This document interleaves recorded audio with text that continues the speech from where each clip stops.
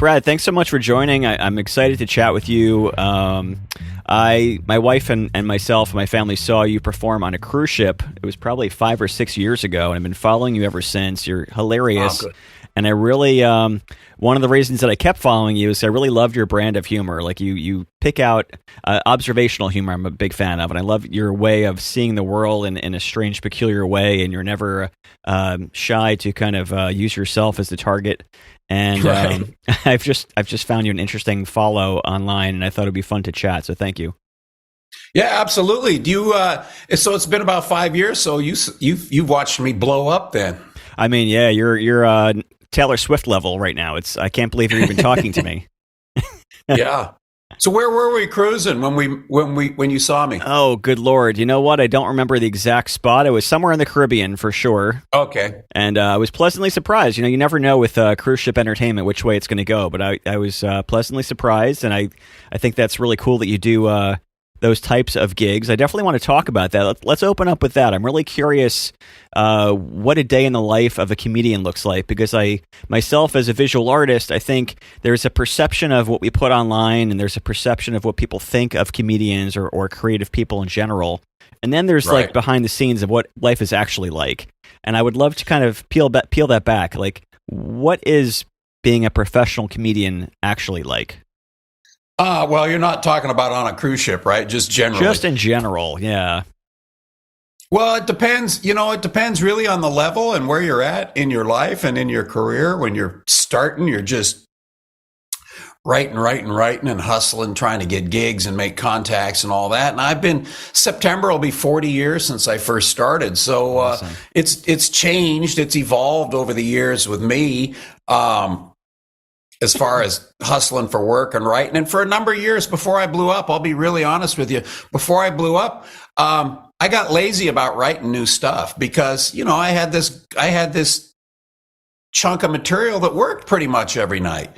And, why mess with it if it's working every night? And for 34 of my 40 years, I've been fairly anonymous when I walked out on stage, and most people don't know me, so they haven't heard this material. Then all of a sudden I blew up on the internet, and everybody's seen everything twice, and I get paranoid about it. I go, I got to start writing again. I got to start writing. So I'm being conscientious about creating more material now, and I find I'm pretty good at it, and I've always been pretty good at it. It's just I can be much more prolific when I sit down and make myself. So I do some writing during the day. I'm, at this point, it's pretty easy. After 38 years in the business, I have a manager and an agent now, which I find very odd because they do a lot of the work that I used to do, and don't really like turning it over to them. Does that make sense? I mean, I've done all the work, and now somebody else is doing it, and I'm like, well, I don't know if I like it. Is it It's just pretty like easy being a comedian, but is it just like Entourage, where you just have like drunk 20-year-old naked chicks hanging out in your house and Exactly. blowing lines of coke every day? Do you see them back there? They're hidden pretty well. Okay, good. I won't tell your wife. Keep it quiet. So, that's interesting you were talking about that, because you kind of alluded to the fact that, not that you were bored, but kind of you got a little lazy. And that's interesting because I think that's pretty common amongst artists, musicians, just creative people in general, especially when you're doing it for a living. Have you found, if you looked at it like a stock chart over the past 40 years, how would you say you would kind of describe the path of where it was first happening, and it was like a magic there? There was a magical element to it. We're like, holy crap, am I really doing this? And then it's like, okay, day in, day out, it's a grind. What is that emotionally like, to have the experience of this is new and exciting and magical, and then it's just like, I got to pay the bills, to, internet's going crazy, I'm on social media. Like, what has that journey been like, along with kind of paralleling where you said you got lazy for a while? I'm imagining there's a parallel. Yeah, when I first started, I've told people sometimes, I think my happiest days in comedy were my very first year, because you were doing it. You'd quit the day job. I quit teaching school, and I took these gigs. And in your first year, the gigs are awful. They're horrible one-nighters through Washington, Oregon, Montana, and Idaho, and they're in crappy bars, and they're bad environments. And you drive every single day. But, I remember driving that first year, And it would be like Tuesday at 10 a.m. And I'd go, oh man, a year ago right now, I'd be standing out on the playground watching recess. But now I'm out doing it. So I was just thrilled. It didn't matter. The gigs were crappy and the money was crappy. The fact that I was doing it really, that thrilled me. And, but even now, I'm telling you, there's not a show goes by in the middle of my show. If I'm at a big theater and I got 700 or 800 people there, there's always a point in the show where I go, I get to do this. Yeah. I'm doing this. I get to do exactly what I wanted to do. And I'm very aware of the fact and that I'm very lucky and that I get to do what I wanted to do when I started out. And here I am almost year 40.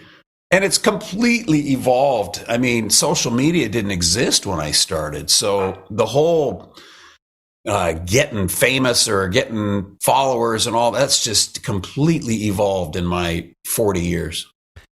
I'm going to drill in a little bit deeper because I'm really curious that you said about the kind of being the lazy part. That interests me a lot because I feel like a lot of people listening have or had a passion when they were younger, and they had that thing happen where they started to feel lazy and they started to feel like, it's not really going anywhere. I'm just kind of skating by. Why should I push it? And then I guess it's a good time to introduce the fact that you also have this other life where you're a former track star and a current and past track coach. So I would imagine there's probably something similar there with athletics as well, where you maybe get to a certain level. What would you say for you? Is it a mindset shift? Is it hitting rock bottom almost in your brain? Is it something? Does something happen? Whether it's being an athlete or people you've coached, or yourself with comedy, where you went from I'm skating by, I'm fine, to being like, you know what, I got to actually raise the bar. I have to raise the hurdle. How do you get past that part? How do you keep going? That's a good question. And I've found a lot of, I was a competitive athlete one time, and I've actually found a lot of similarities between performing in track and field as performing on stage. There's a lot of, as far as mental part of it. A lot of times, you're writing, and I've been married my entire career, but, for the first few years, we didn't have any kids, and you spend more time creating during the day. And then, you have kids and, you're busy during the day, and then or I go to track practice in the afternoon, and then I come home. I go, I got a gig tonight at 7:30. I haven't thought about it at all. So you're thinking about it on the way to. You didn't write anything that day. You didn't create anything, and then I told you I got lazy as far as creating the material, and I was getting by. It was okay. But when the internet has blown up, I have got, and then my manager's telling me, you need a new hour. And I'm going, an hour? Do you know how long it takes to create an hour? I mean, I've been doing this 40 years and I feel like I got 2 good hours. So to create a new hours, that's a lot of talking, and I talk pretty fast. And, I don't know, I've never written out what an hour looks like. It's a lot of material. So to create it like that, I mean, it'd be like somebody telling you to sit down and go, I need 30 paintings this afternoon. Well, they don't come out like that. There has to be something in it. Did you find that you had to, and still, this kind of question spans, I think, your career. Do you find that you have to see life differently in a way? And where I'm coming from this question is, with art, I found that with myself, when I've gone through sort of stale periods, I found that I wasn't putting as much priority or emphasis on really truly seeing life as an artist and truly appreciating and being present. I was sort of going through the motions, and I see that throughout like little segments of my career where I'm like, oh, that couple month period, I was kind of like not really present. I was kind of just pulling the tricks out of my sleeve, and I wasn't really tapped in. And I wonder how that is for you with writing, even currently. Do you have to really change your mindset to really see things as a comedian, or do you just let life happen and notice things? I usually let life happen and notice things, but I can sit down with the newspaper and just start flipping through there and write jokes. I can do that. That's not how I usually create it.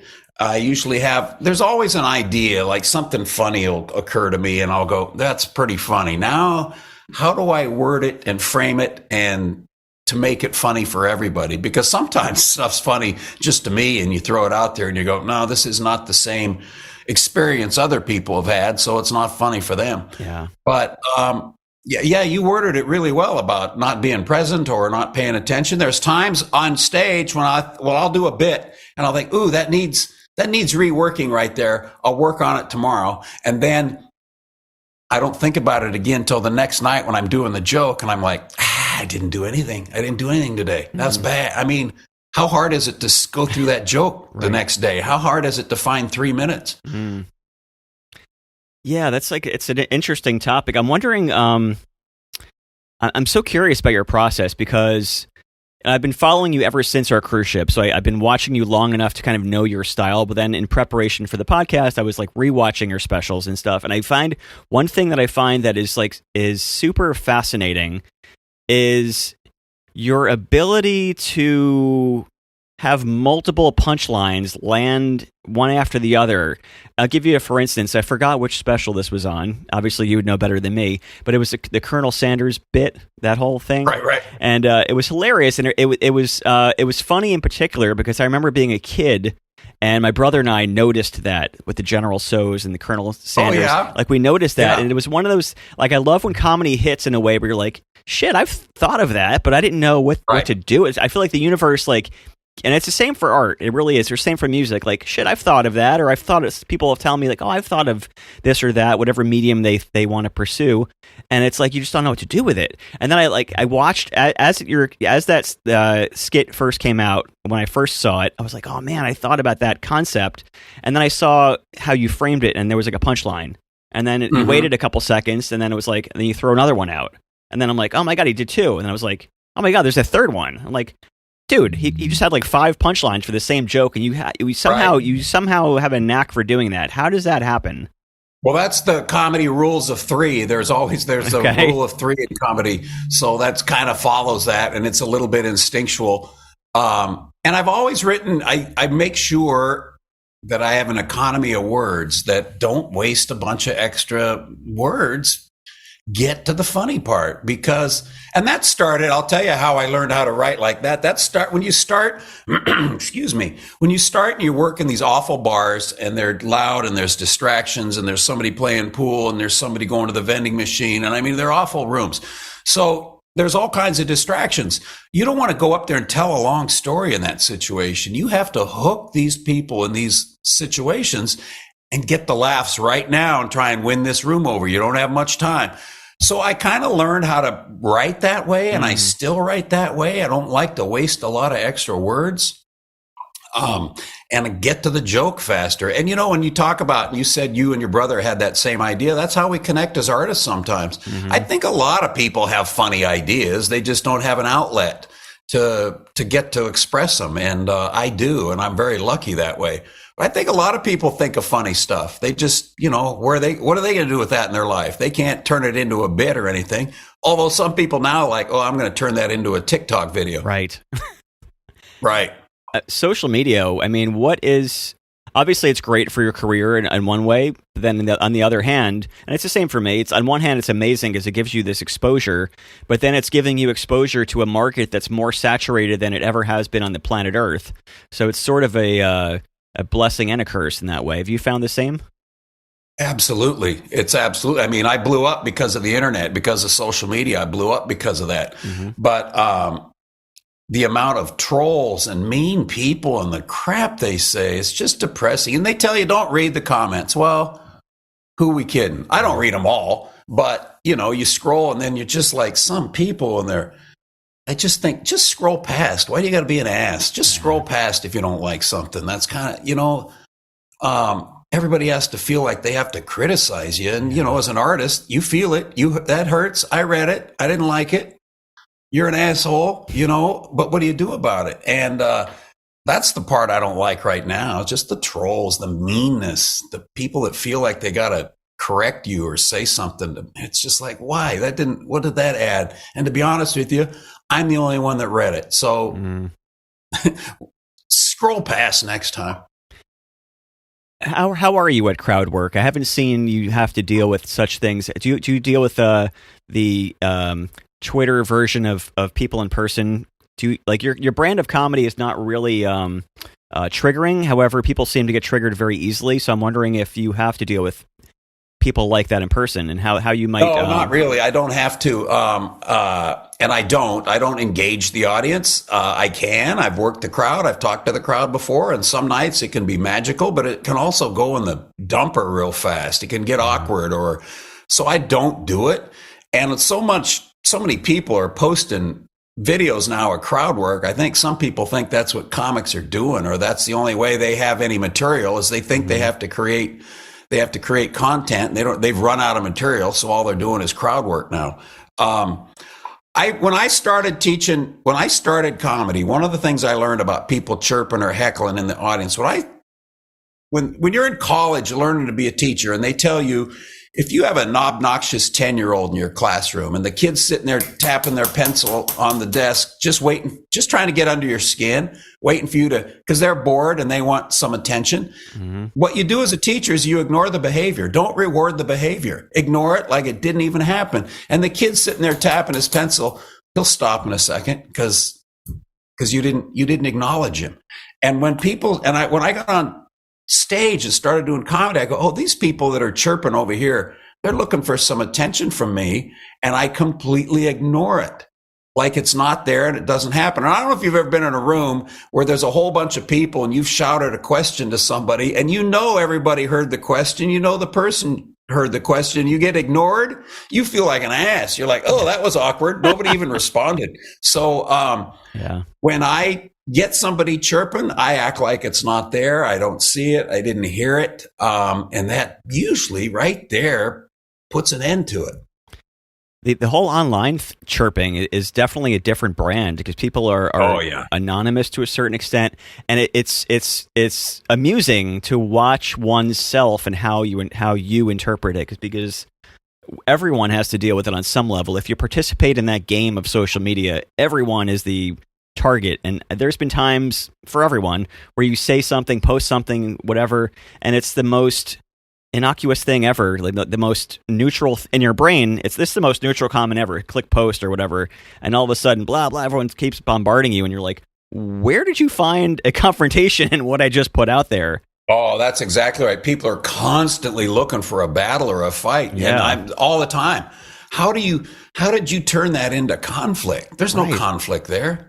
Relax. Yeah. And I tell people sometimes, just comedy, try and have some fun, have a giggle in your life. You don't have to be angry about everything. Do you find yourself doing the thing that I do where it's like one day I feel like I'm like a Zen master where I try to find the love in it and I try to like connect with the person. I'm like, I think, all right, you know what? This person's probably even madder at themselves, that living in their own brain has got to be so toxic. I'm going to send out some love to them. And the next day it's like my Jersey side comes out and I'm like, you motherfucker, I want to kill you. It's like, absolutely. And it's like both 1,000%. Sides are valid. Yeah. Both sides are super valid. And, as I ask you that, it's funny because I think in your comedy, whether it's your comedy persona or whether it's maybe some of your own personality coming out, there's this persona in your comedy that I interpret that's almost like this disgruntled guy that gets a little bit pissed off at people, and you kind of hide it in the undertones of your comedy nicely. Oh yeah, that's a good perception. I get pissed off at people constantly. My wife will reach over and touch my arm. It's okay. It's okay. I'm just constantly ranting about people. I think that's the case. I'll tell you, I don't know how to say this without sounding, I don't know how to say it without sounding arrogant. Just be unfiltered. Just be arrogant. Most comedians, Just be arrogant. Just say it. Most comedians, I think, are very smart. I think they have pretty high IQs, most comedians. It doesn't mean they can get to the airport on time or are good with money, but I think that creative part, I think they're pretty smart, most of them. And this is the Eric. I think I'm in that category. It doesn't mean you know what I mean? Yeah. I'm just perceptive. And so, dealing with people that aren't so smart is just aggravating. Like, when you see people at the top of the escalator step off the escalator and then love they don't that move. bit. Yeah, that's a great bit. It's like, how do you just rode up the escalator. You have to understand that as soon as you step off, there are people behind you. How do you not? And that just drives me crazy. Like, how can you be that dumb? Right. And, but I have to reel it in constantly. I wish you could hear what was going on in my head all the time instead of the nodding and smiling and being nice. But in my head, there's another conversation going on. Something I ask my visual artist friends, whether it's on the podcast or just in life, is I ask them, or we bring up the topic of, what would it be like to have an alter ego of yourself? Like, especially nowadays with social media, if I had more time, which I don't, but if I had more time during the days, it would be theoretically easy to create a new persona, do a completely different style, like do an abstract style, I'm going to be a crazy surrealist, I'm going to make sculptures out of my garbage can, and have totally different personas. Is there a side of you that is just like, I'm going to reinvent myself and be just unfiltered completely and just see where it goes?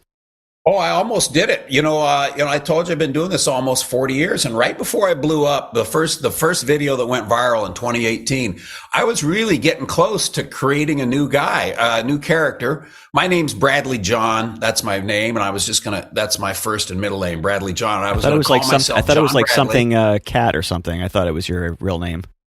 What's that? I thought you. Oh, Doja Cat? Yeah, that was it.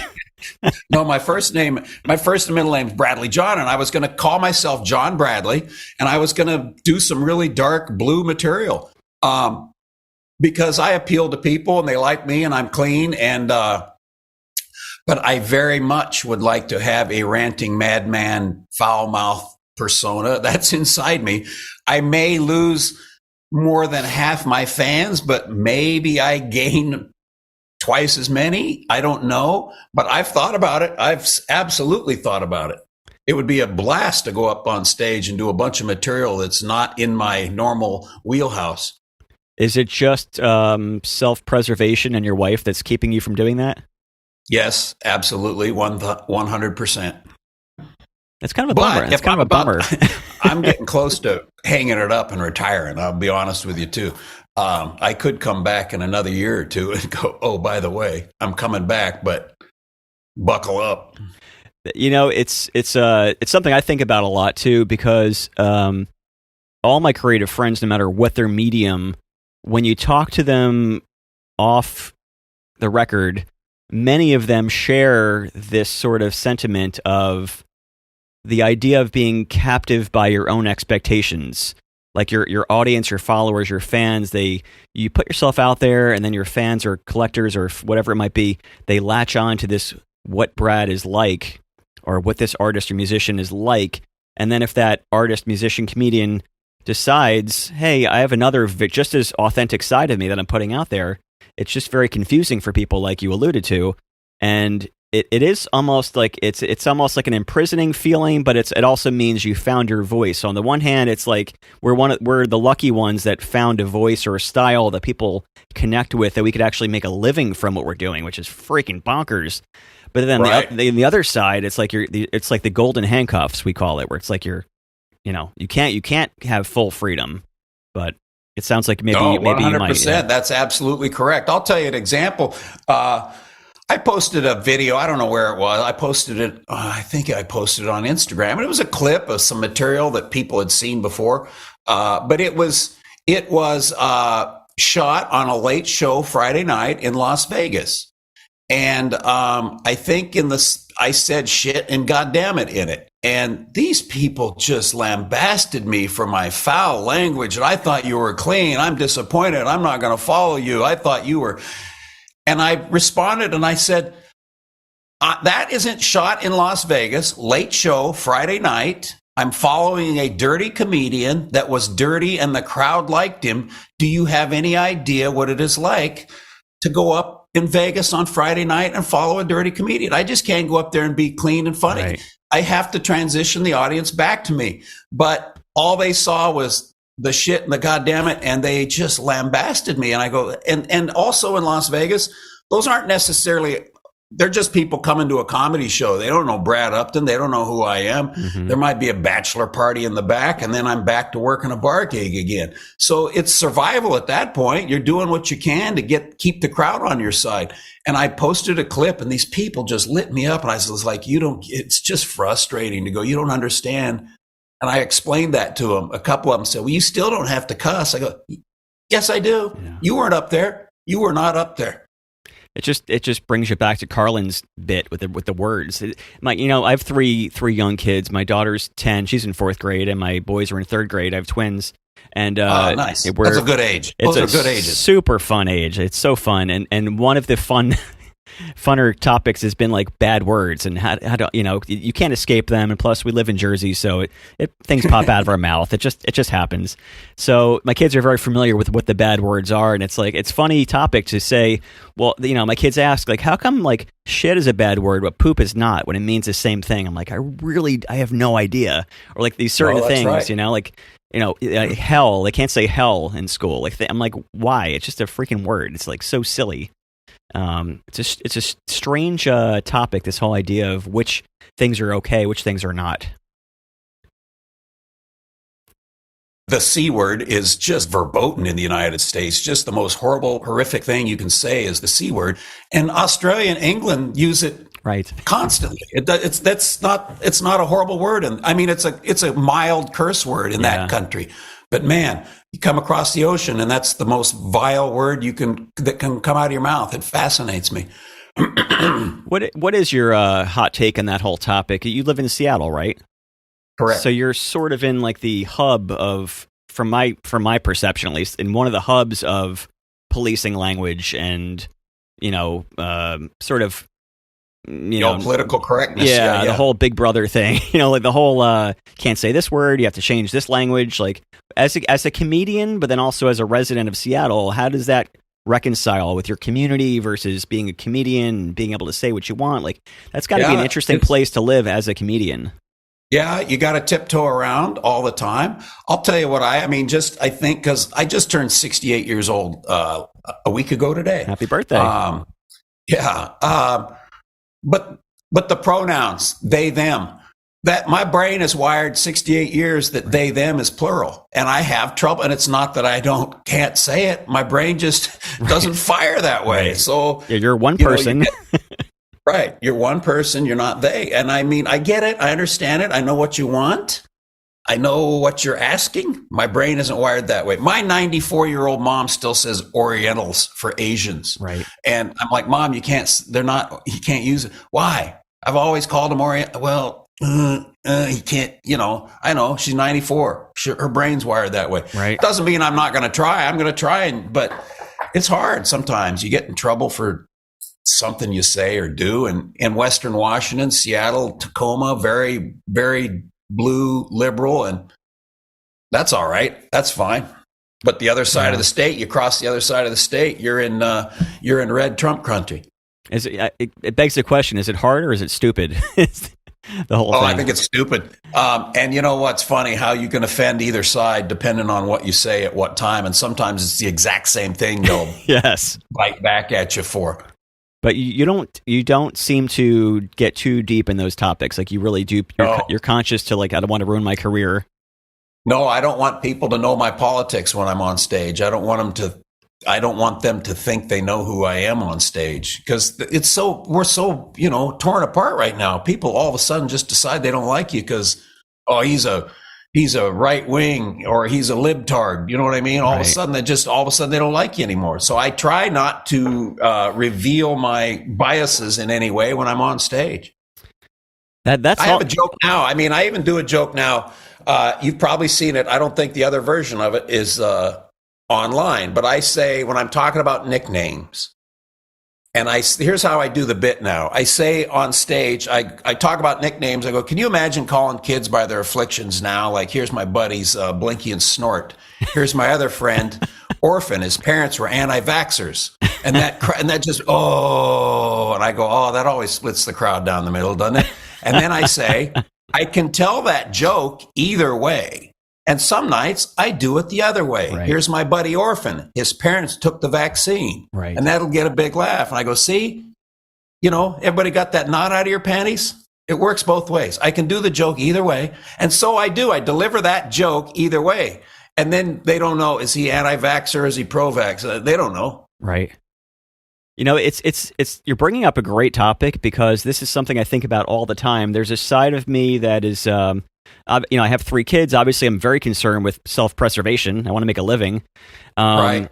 The other side of me is the rebellious artist that's like, fuck you, I'm going to live how I want to live. I'm going to say what I want to say. And I think throughout history, the musicians that I worshipped, like John Lennon, the Doors, Zeppelin, all these bands that I worshipped, they were very outspoken and were never afraid to say a damn thing. Or think about the Beat generation of writers. Like, there's so many examples of creatives who were never afraid to say anything. And I feel like I wonder which I would regret more after the fact. Will I someday regret not just being myself and speaking freely but respectfully, or is it better just to play the game and be a neutral person throughout everything, throughout history, and looking back and being like, oh, I played that smooth and careful, and yay.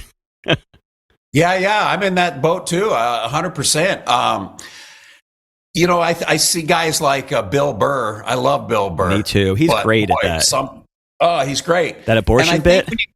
The abortion bit was like genius, how he was able to somehow weave that together in a way where he offends but doesn't offend both sides.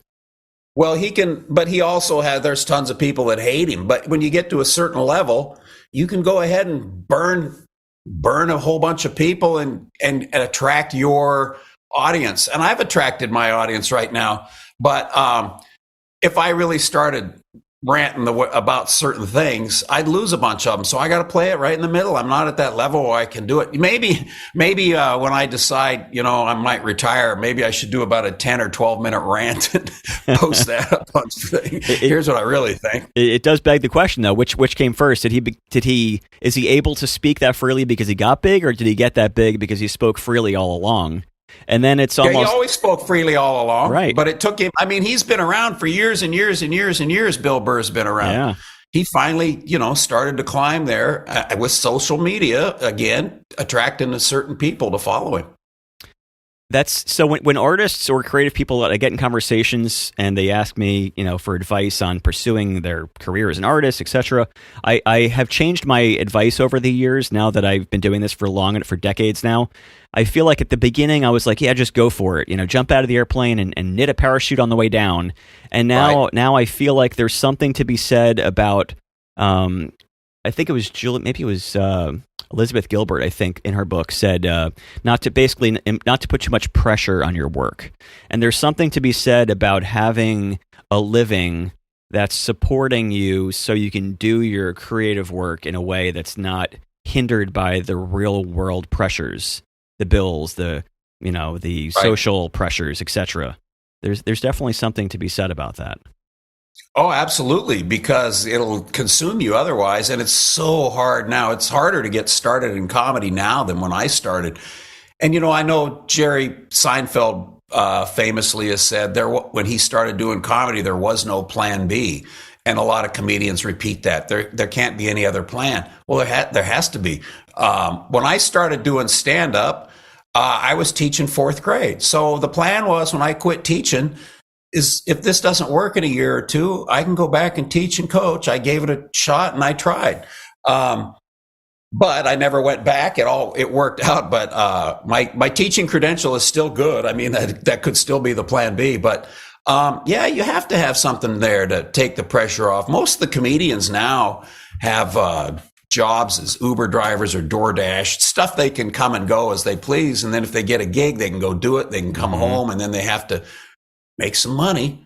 So while they pursue their art, you have to have something behind you. Just to jump all in, boy, that's a lot of pressure. Yeah, especially nowadays. Can we go back to the process part? Because I'm really interested in that. So let's say, I'm sure you're working on some bits right now. Can you walk me through what that's like? First of all, do you walk around and take voice notes? Do you write things down on a pad? Do you write down just things that are grievances or things that are funny to you? And then once you have that premise, Can you make us understand how that turns into a joke? Because I'm really interested in that. Here's I have it on. There's my notes right there. I write stuff on my notes all the time, and then I just keep looking at them. I keep looking at them. What is on your note? Give me an example of what kind of form I might come in on your notes. I have here, I said, if we can put man on the moon, it's been 55 years.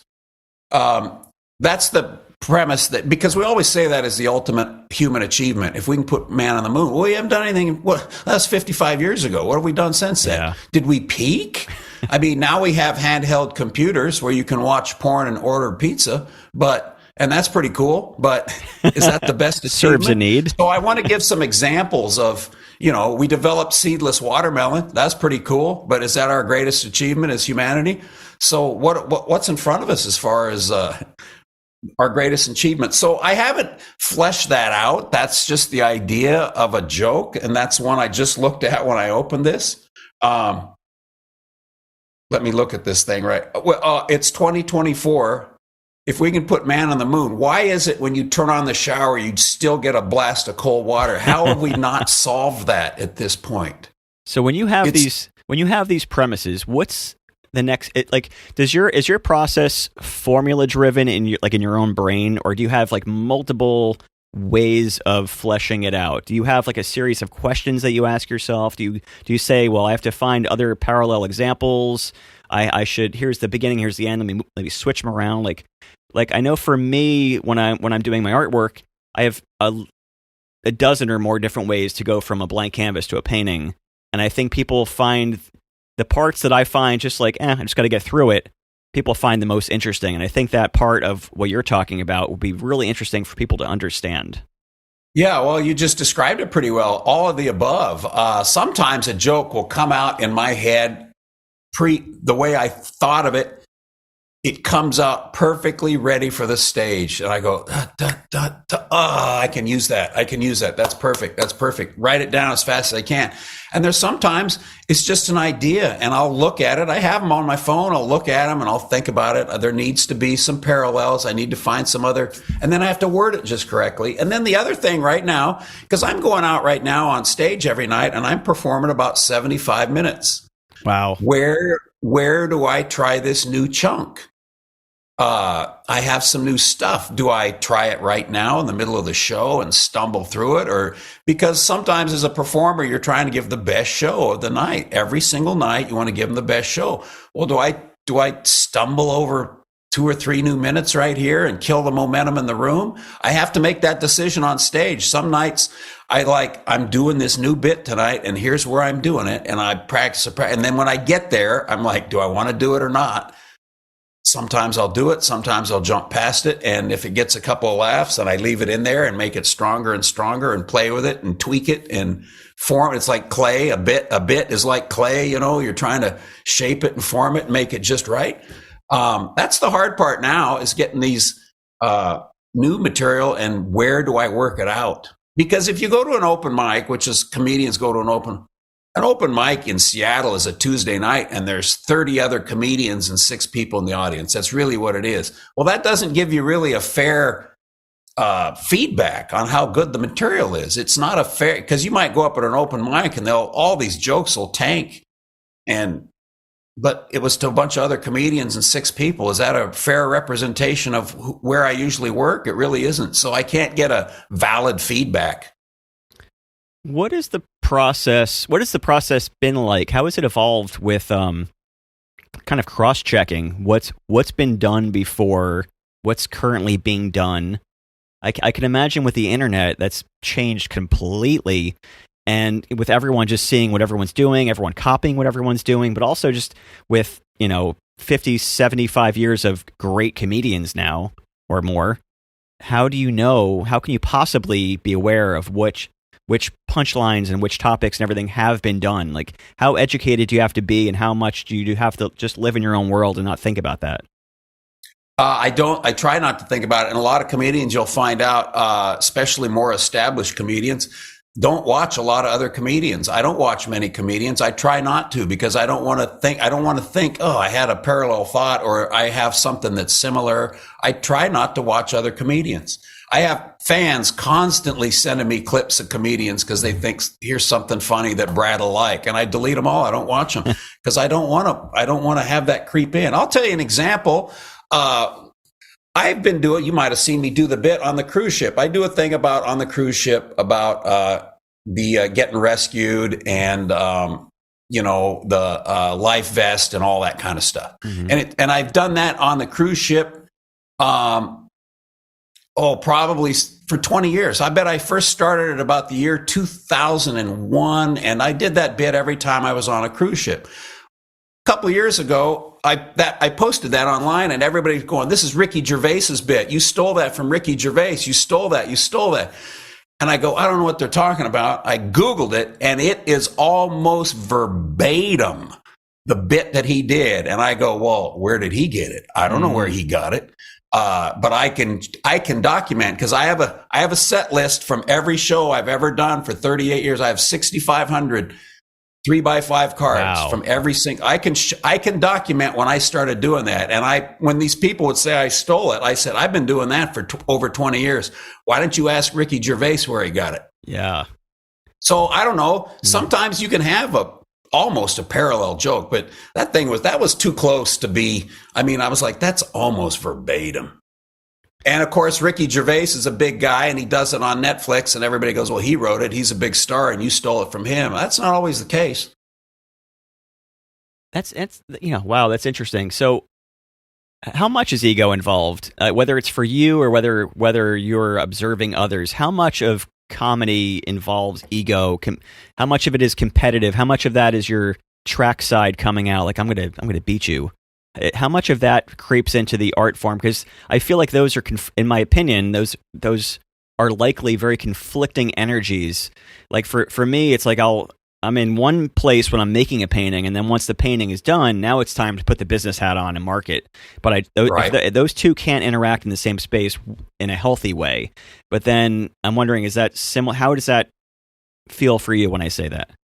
I've never been competitive with any other comics. I don't feel like I'm competing with them, but do I want to move up on the ladder? I think absolutely there's certain things you want to do. I never had any specific person or that I ever felt competitive. There are some comics that feel like they got to step on everybody around them. I'll tell you, this is how I knew when I started though, the parallel between athletics. When I started doing comedy, I did several competitions, and you were actually competing against other comedians. That's what they're doing. They're judging you that night and the other comedians. And a lot of times, if there's 20 comedians going up and they're all doing a different 5-minute set, and all these comedians will watch all the other comedians and they'll get all psyched out and talk, and then they'll start messing with each other, trying to throw them off. And when I started, I was still competing in the 110-meter high hurdles at that time. I was still a competitive athlete. And when you stand at the starting line of and you're looking down the track, there's 10 hurdles there. What I really have to execute here is these 10 hurdles. I am racing. There's guys on each side of me. I can see them. But my focus right here is to execute these 10 hurdles as best as I can. And these guys on each side of me will take care of themselves. And so I recognized that when I first got on stage, I go, these guys are all worried about each other when they have to.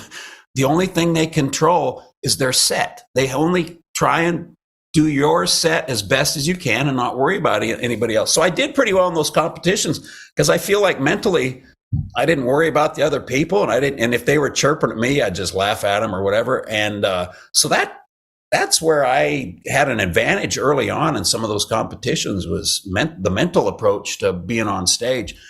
But, there's art competitions, there's singing competitions, and they drive you crazy because you can't all go into a museum and let's go, let's pick the best picture.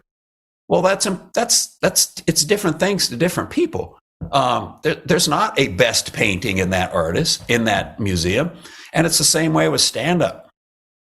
Yeah, I personally hate competitions of any sort with creative work. For me, I feel like my process is more spiritual. Like I feel like when I'm really in the pocket, I feel like I'm just channeling something from somewhere else and someone else is doing it. And I'm just the guy that's holding the paintbrush. So the idea of competing seems so bizarre. And I completely relate what you were saying about not watching other comedians, because I do love going to the museum. I do love going to galleries, but I'm not as big of a fanboy with a lot of what's happening with art past the 1980s. Let's say I like to ask me about art history. I'll tell you a lot about it, but I don't keep up to date with all the trends and all the nonsense. I just like you were saying, I just kind of focus on the hurdle in front of me. Right, that's right, and it's the thing that you're creating is coming from inside you. You don't want other influences anyway. We're all influenced, but I think when you're painting, it's something that's coming outside of you. You're coming out of you, and it's like that a little bit when I write. I sometimes write some longer form stuff. I really enjoy that because sometimes the words start coming. I don't even know where they're coming from, and I'm just putting them on the paper as fast as I can.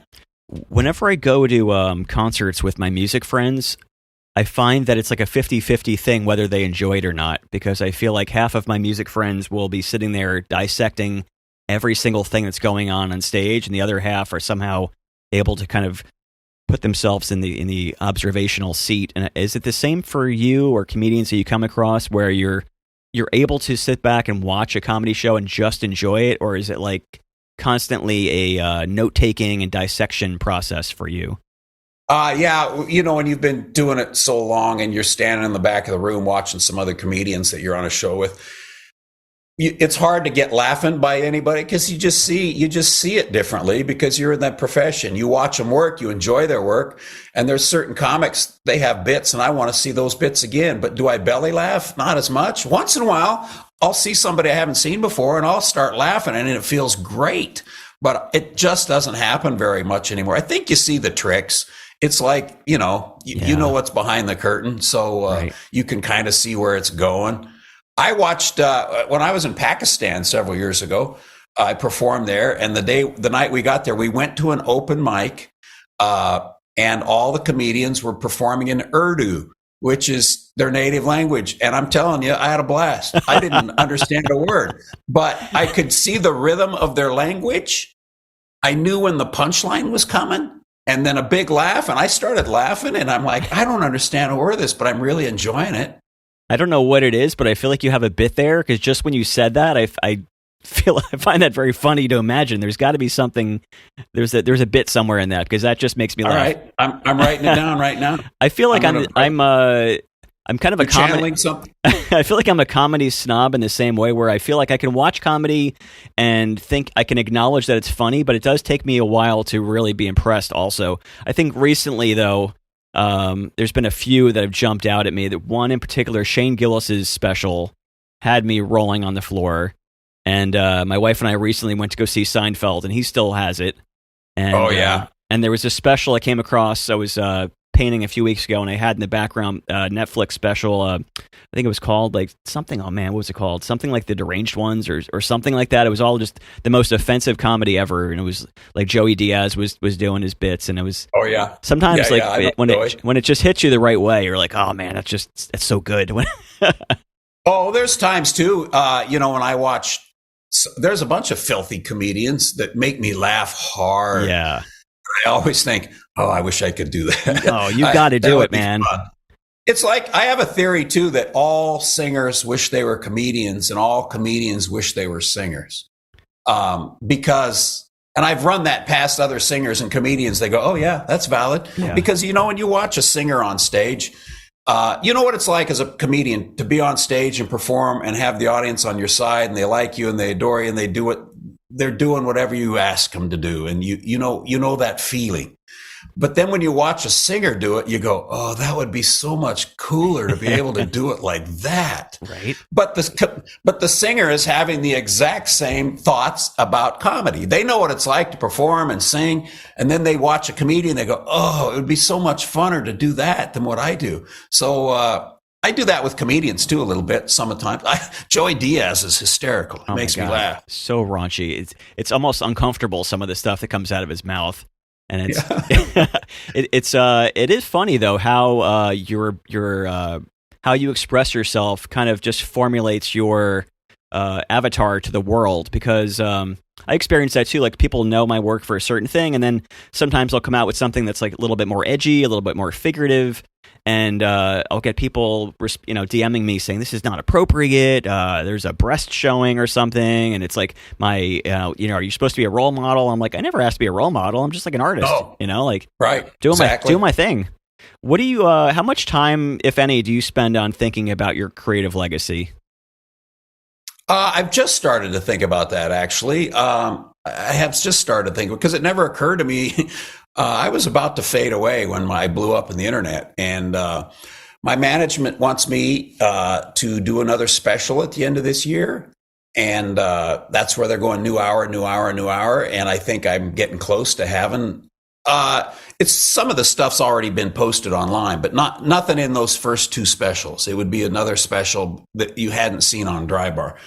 And I think I'm pretty close. And I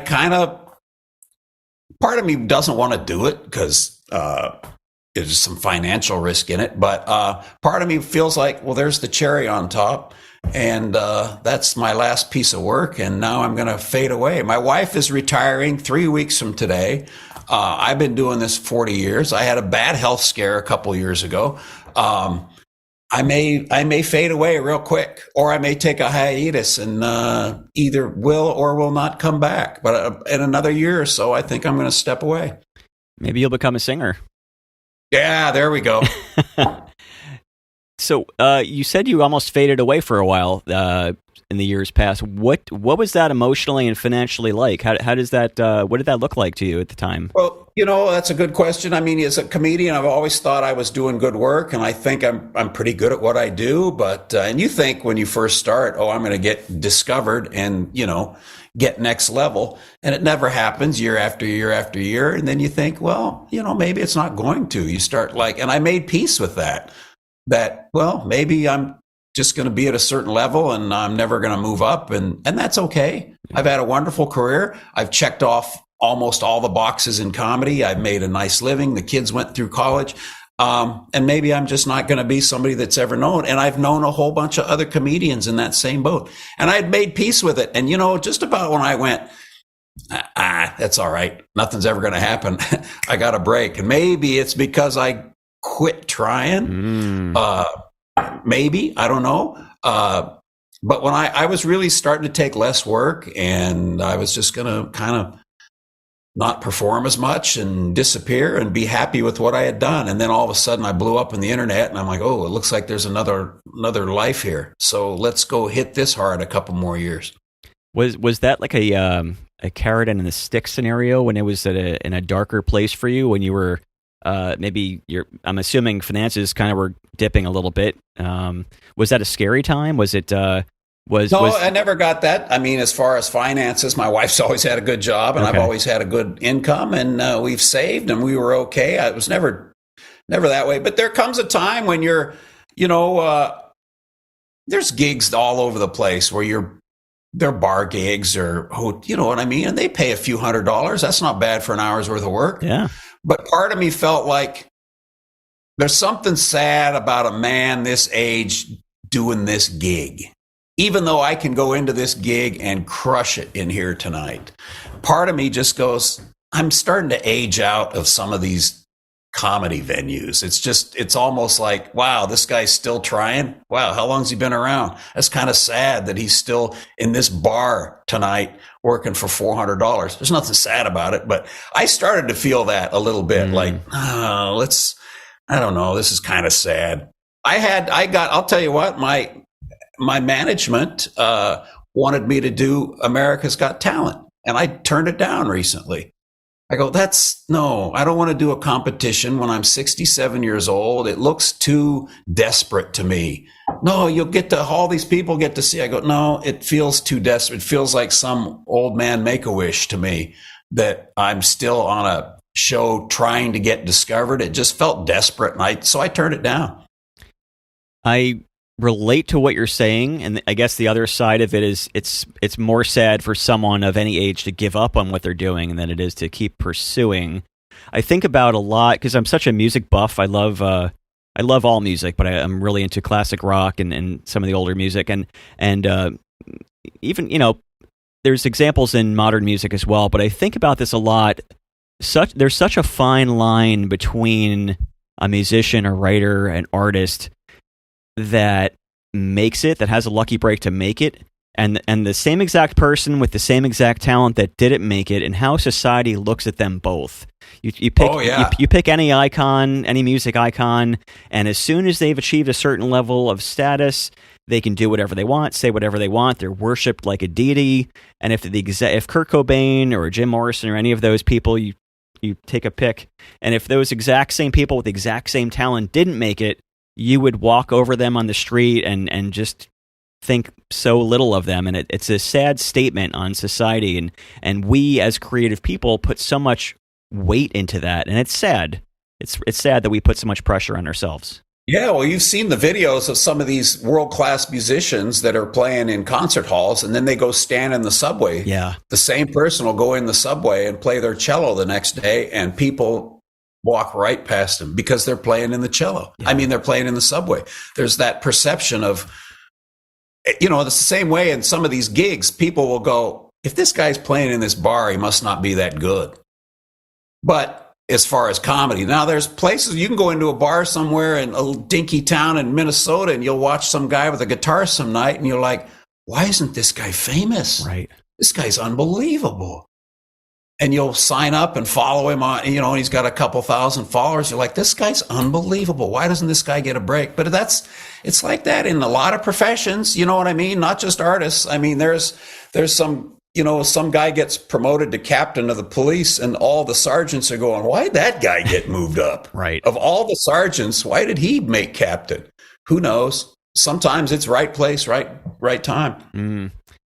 You've done a lot of travel, and we were talking when we first got on about different musical acts you've opened up for. I'm wondering if certain places, countries, musical acts, give me some pinch me moments, because I feel like that's something that I find fascinating. I think everyone else does as well, to know what it's like to go to these places and be a part of it, that most people will never see these things, or opening up for these musical acts, or just different moments where you're like, holy crap, this is pretty awesome, and I get to see these things and be with these people.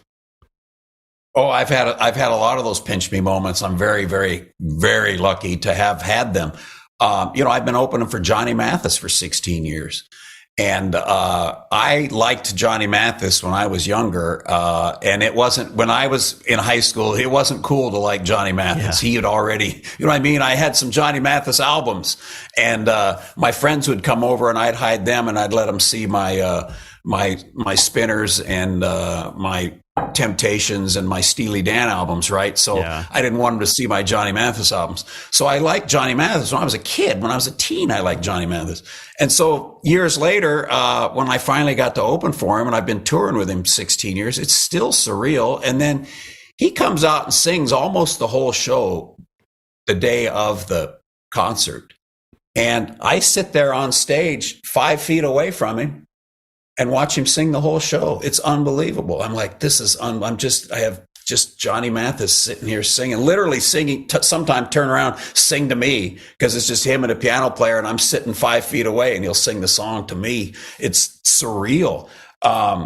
Working with the Smothers Brothers, I mean, they're another comedians, but the guys I idolized as a kid, just idolized. And then the first time I ever worked with the Smothers Brothers, after the show, Tommy said, do you drink? I go, oh yeah. He goes, let's go to the bar and have some scotch. I'm in. Me and Tommy Smothers. Are you kidding me? We went to the bar and the bar was closed. And he said, we did this corporate event last night in Denver. And he said, they gave us a really expensive bottle of scotch. He goes, it's in the room. Let's go upstairs. So I just met Tommy Smothers 2 hours earlier. Now I'm in his hotel room and we're drinking scotch and getting smashed. And I was like, this is unbelievable. That's great. I mean, this is unbelievable. I worked with Joan Rivers a number of times. No way. That's cool. I mean, just an icon, an absolute icon. And then after a while, and I've opened for a lot of people. And after a while, they're just folks. They're just people like anybody else. I don't know if there's any big name. I've worked with a bunch of them that I went, what an asshole. I really not.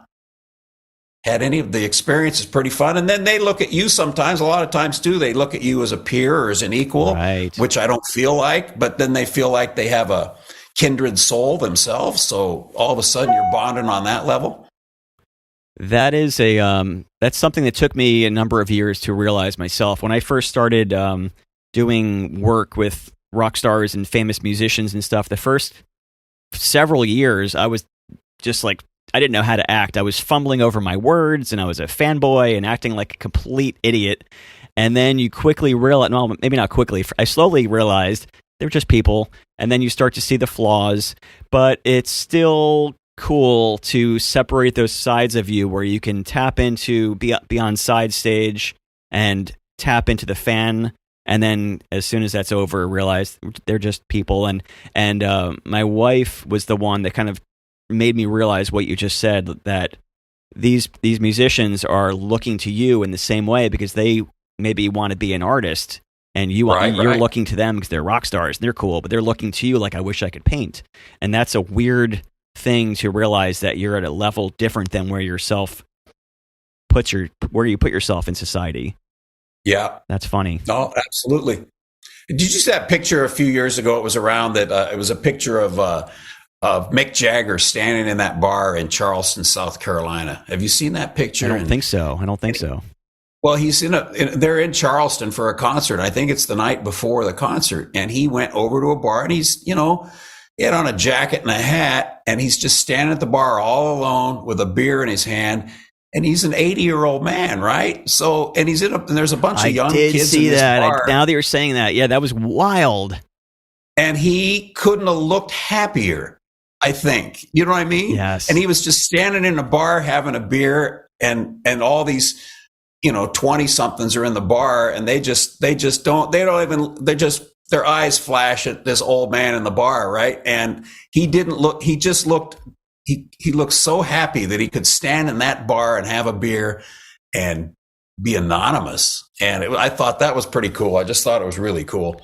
That reminds me, I saw the other day, Dave Grohl from the Foo Fighters was in Vegas watching U2, and someone panned over on their phone, and here's Dave Grohl like just rocking out like a little kid. I think that's so cool, and that he's able to just tap into, like, I'm just enjoying the music. I'm not, Absolutely. That's pretty amazing. What do you what's coming up for you? You said you might have a special, you might be retiring and fading away, you might be reinventing yourself and being an obnoxious dirty comedian. There's a lot of possibilities. What do you think you're going to head? I'm touring. I told my manager, work me like a mule through the end of 2024. And I'm just touring. But the thing about having a manager that I could never do myself is they are making contacts right after you and I end here. I have another Zoom meeting at 11 o'clock with a couple of writers, big name writers from Hollywood that reached out, cold called me and said, we think you're a sitcom. Let's talk. So I'm like, okay, I'm all in. And awesome. Then in 2 weeks, I have another meeting with a publisher that I'm talking about a book deal. And I went, really? Book? Who's going to buy my book? I don't think I have enough followers but I don't know what number you have to sell to make that viable. So there's some people. So I'm going to talk to a publisher because they are interested in a book from me. So I went, oh, that'd be great to sit down and write a book. I don't know if anybody. I got to be told you'll sell some of it. Right. I don't want to write a book and then do nothing with it. That's incredibly exciting. So there may be some acting opportunities. I've done a little bit of acting in the past. I never pursued it. And I feel like I was pretty good at it when I did it. So I would do that. I might do some writing, but I am going to very much cut back on touring and performing. The last thing I wanted to ask you about is, we talked a little bit about your typical day as far as writing goes. I'm curious how you balance the demands of social media. I know for myself, it's been pathetic to admit out loud how much time I spend editing stupid reels and dealing with that stuff that's completely necessary versus the amount of time that I spend creating. I find it very challenging, especially with my kids. I have to get all my work done while they're at school because they have a zillion activities they're involved in. What is that? How do you reconcile the time and the energy in your mind that's needed for, like, I have to come up with these great clips for social media in order to stay relevant versus creating a new material, which is a totally different side of your brain? Yeah, I hate it. That's why Yeah, it it might be sucks. why I'm quitting. I hate creating it, and I'll tell you when I had those videos go viral in 2018, and that raised my awareness to the general public. And then about a year and a half ago, I hired a guy to do my social media, and that jumped me to another level. Okay. And so they post, they tell me how often they're going to post. I don't deal with it much, but they're constantly saying, we need more content, we need more content. And I hate doing it. But the social media guy paid for himself in spades as far as my exposure and the amount of work I'm getting and the amount of money I can get. So that was worth it, but I really don't like doing it. And then I'm the same way. I'm constantly scrolling through. And then you start looking at your numbers. Oh, how much did that expose? Oh, this one's going nuts. And I shouldn't care. Part of me thinks, oh, it'd be nice to not look at that crap all day. Yeah. Last thing, can you brag about your family a bit? Tell me about your kids, your wife. Like, what are they involved in that might be worthy of bragging about? Because it's one of the most my special wife's retiring things. in 3 weeks. She is an executive. She works for the Gates Foundation, Bill and Melinda Gates. I've heard of them. And Bill and Melinda Gates hire only the very best people because they can in their fields, and they pay them well. So my wife is very highly thought of in what she does. And she's everywhere she's ever been. She's been highly thought of and very competent, and gets poached from one company to the next because she's so good at what she does. She is very much looking forward to retiring 3 weeks from today. My son is just like my wife as far as work ethic and the way they approach things. And he lives in LA, works for a company that owns skyscrapers. They are the landlord. They own several high-end skyscrapers on the East and West Coast. They poached him away from the company here in Seattle and took him down to LA, and he makes a ton of money. He turns 30 next month. He's wildly successful. He works 1 million hours a week. But when you're 29, 30, that's what you do. Yeah. So he lives in LA and doing great. I'm proud of him. And my daughter, who's more like me as far as creative, she's a writer, writes really well, has written well since she was 10 years old, written some really good stuff. She's right now, she creates content for a website. She writes for a website, but she's also writing on the side, writing a novel. And she's getting married next August. Congratulations. So I'm out paying for a wedding right now. Touring and paying for a wedding. So my kids are thriving. They're good citizens. They're nice people. Of all the stuff I've had to do in my life and all the stuff I'm proud of and lucky, it's these two humans that my wife and I created that are turning out to be really, really good people is my greatest achievement. I love hearing that. I'm an equally dedicated dad, and it was funny, not funny, but it was interesting to see how before kids, so much of my self identity and my self-worth was wrapped up in career stuff, chasing goals and whatnot. And then once my daughter was born, I realized how trivial my life had been before that, and how my life has completely changed in the past 10 years because of that. I think it's overall a good thing, and my opinionated thoughts on that is if you have not changed dramatically after having kids, there's probably something mentally wrong with you. No, that's absolutely right. It changes your life. I'll tell you, now we're going to get all dramatic. And do you want to stop and edit, or do you want to hear another story? No, I love it. I'll talk as much as you want. I was when my son was born, which was 30 years ago this spring.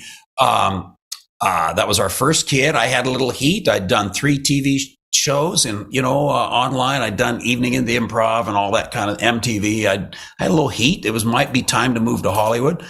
And when we had our first child, the day 24 hours later, as we were holding our brand new perfect boy, my wife was diagnosed with kidney cancer and given a 50% chance to live.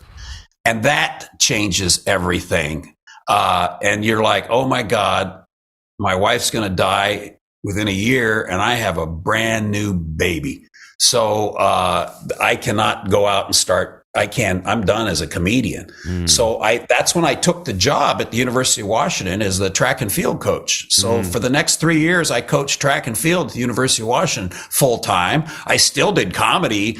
I went from about I went from about 200 shows a year to 80, and they were all in the Pacific Northwest. So for the next 3 years, I didn't tour nationally. I was just doing stuff around the Northwest. I'd go out in the summer and tour a little bit when we weren't coaching. And my wife is fine. She lost her kidney. Thank God. It's been 30 years. We had another daughter, but that just changed. That moment right then just changed everything for me. And everything after that has been a gift. I mean, everything has been a gift after that. And then, 2 years ago, I almost died. So it's all gravy after this too. What happened? So I have almost lost everything a couple of times. So, I don't get too wrapped up in, anything I'm missing or something. Somebody owes me something. It's all a gift. I'm a lucky, lucky man. Can I ask what happened 2 years ago with you? Yeah, I was really, really sick. And if you saw my last Dry Bar special, I was 2 weeks in front of a heart attack.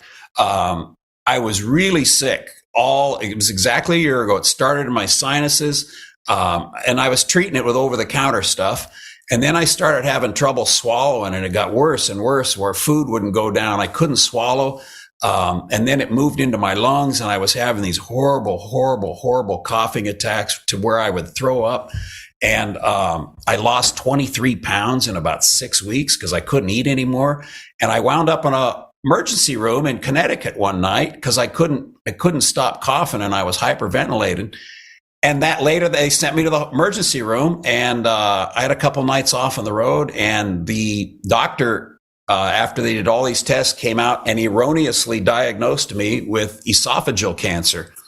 And so for the next 3 weeks, I thought I had esophageal cancer. I canceled my whole summer of 2022. I thought, man, I'm going to do chemo and radiation. I'm going to be really sick, and this might kill me. And I cleared my calendar for the next 3 months.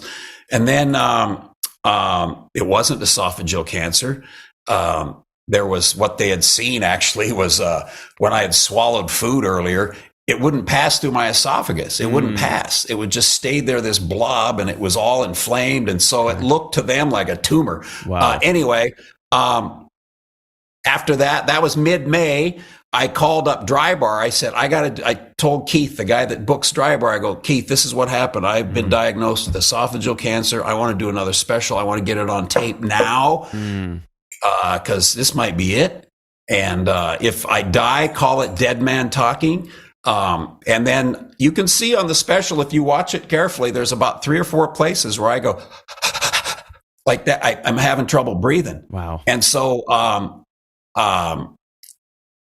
I was waiting for more tests and to find out why I was so sick. Well, I was coughing and this lung problem and the sinuses and the esophagus, and I had a heart attack. Nobody more surprised than me because I've been a fitness fanatic my entire life. Yeah. So I went, my right coronary artery was 100% blocked. They put 3 stents in me. I was in the hospital about 3 days. They sent me home. 4 days later, I thought I was having another heart attack. I know this is a long story. I'm sorry. I'm trying to give you the condensed version. Yeah, bring it on. So I went back and they put me in the hospital for 8 days, and I had every specialist in the University of Washington medical system working with me, trying to figure out what it was. And I have EGPA, eosinophilic granulomatosis with polyangiitis. It's an extremely rare form of vasculitis. Okay. There's only about 5,000 cases of it in the U.S. Okay. It's very rare. Most doctors have never heard of it. Anyway, that's what had caused the inflammation in the blood vessels to contract, get inflamed, and then close up and have the heart attack. It really wasn't the heart muscle dying. It was the blood vessels around it. So anyway, they put me on a whole bunch of meds, and I'm off some of them now, but the EGPA is technically in remission. I still have some symptoms of it, but nothing that's keeping me off stage or anything. And it's in remission. I'm okay. My heart's okay. I can go walk 10 or 12 miles, no problem. Anyway, that puts when you're laying there on the gurney in that room, staring at the light while they're getting ready to put stents in you, you think, boy, everything after this is gravy. Was that is that condition something that has any kind of lifestyle correlation or diet or nutrition? It's just purely genetic? No, just shows up in people. No warning signs for anyone listening? Like there's nothing... Well, but yeah, I mean, the only common thing that this starts out, EGPA will go into different organs, different people, and it's hard to diagnose. A lot of them have organ damage before, and have it for years before they get it diagnosed. From the time my symptoms started till I had it diagnosed was about 9 months, but it had wreaked havoc on my lungs and esophagus at that point. It just shows up in different, some people have really bad skin problems because it's vasculitis. They have all kinds of, I have had nothing on my skin, nothing like that. I have some neuropathy in my hands and feet. It just that's why it's so hard to diagnose, because it can be so many different things. It starts out as asthma. Okay. Then it can go, I mean, there's millions of people that have asthma, so I don't want people to start panicking if they have asthma. So, but then it escalates and, has all kinds of odd symptoms. I was dying. I told my wife exactly 2 years ago, when I was coughing one night till I was dry heaving, I said, I'm dying of something. I'm dying. And we still didn't know what I had. But I was doing shows. I didn't miss any shows. I'd go to the show. Before the show, I'd take some, what's the stuff that clears your head? Hay fever medicine. Like Sudafed or something? Or Yeah. I would take Sudafed. That would kind of help my sinuses. Okay. I'd take a bunch of Tums. That would help my esophagus. I had albuterol inhaler. I'd huff that before I go on stage. And with some adrenaline, I could do the show. I was doing a show. And then afterwards, I'd go out in my car and just cough till I, broke blood vessels in my eyes. But I didn't miss any shows up until I had the heart attack. And then it was, I'd already canceled everything because I thought I had cancer and I was going to do chemo and radiation. Like probably, I don't know, 20 something years ago, I read one of Wayne Dyer's books, and I don't remember the exact quote, but it was something like, "Don't die with the music still in you." And I'm wondering if you had one of those kind of moments where you feel like, no, I've got more to do. I've got more things that are supposed to come out of me. What were there regrets or things of that nature that were kind of surfacing that you weren't aware were there when that happened? Yeah, absolutely. I would think that's probably true. When I was laying there and the guy told me, he said it was about time to start. I don't know if I'm going to get emotional and choke up and tell you this. It's okay.